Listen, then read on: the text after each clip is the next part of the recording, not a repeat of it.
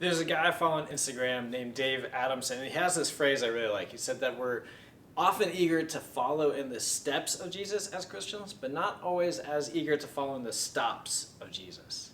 And what he's saying is that Jesus took time to hit pause. He had 3 years to do probably the most important thing that's ever been done in the history of the world. And he would take breaks to pray, to reflect, to rest, to get some sleep, to take naps, to hang out with the disciples. And that seems kind of crazy to us, but I think it's a practice worth following as individuals and maybe even as a church or as ministries within the church. So the last 3 weeks have been quiet, I know, and I kind of want to give you an update on where things have been.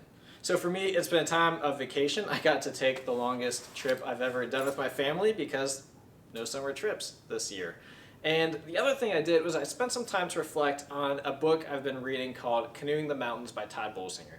And the title is a little bit strange, but it comes from the Lewis and Clark expedition.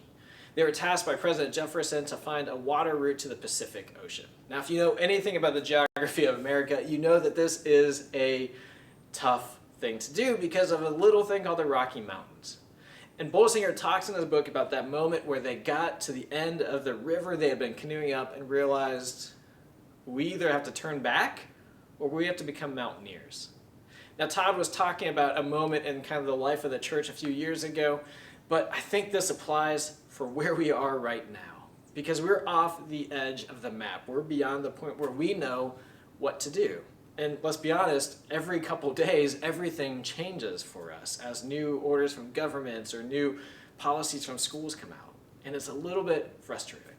And it's a little bit hard. And I even felt this on vacation when you're supposed to be relaxed, and I just realized like there's a part of me that is still either deeply wounded or hurting or grieving from the last few months, from basically all of 2020 so far, or is still really just having a hard time adapting to where we are right now. But anyways, let's be clear. What is before us is nothing like what's behind us. And that can be a little bit scary, but it can also be something else. Because Lewis and Clark is one of the great adventures in our nation. And it reminds me of the Apollo missions, where there wasn't a map to the moon that had to be discovered by those astronauts and the scientists and engineers who figured it out how it's possible to send people to space and land on the moon. It's also not unlike what Abraham and Sarah went through when they were called out of their hometown to go start a nation. Or Moses leading Israel out of Egypt into the Promised Land. Or Paul and the apostles as they spread out from Jerusalem to start the church that Jesus had prepared them to do. Those things are scary, but they're adventures. And adventures are our best stories. So it strikes me that this moment right now is a difficult moment, but this might be the story that we get to tell others. In this moment where we don't have a map of where to go, we still have a compass. We still have a true north.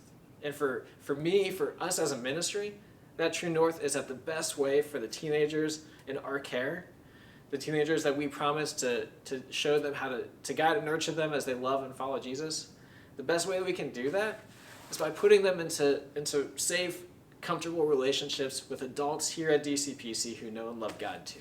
And we can still do that.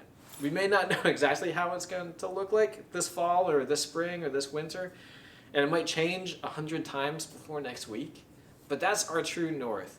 And I'm choosing to look at this as an adventure. I'm also going to be choosing to make sure that you have multiple entry points into our ministry this fall. That no matter where your guardrails are for your safety of your family or as you as an individual, that there will be some place that you can connect with our community and be taught and be fed and to know that you're loved. And there's going to be a safe place for you to do that. That's so important to me, and we're going to make sure that those multiple entry points are there.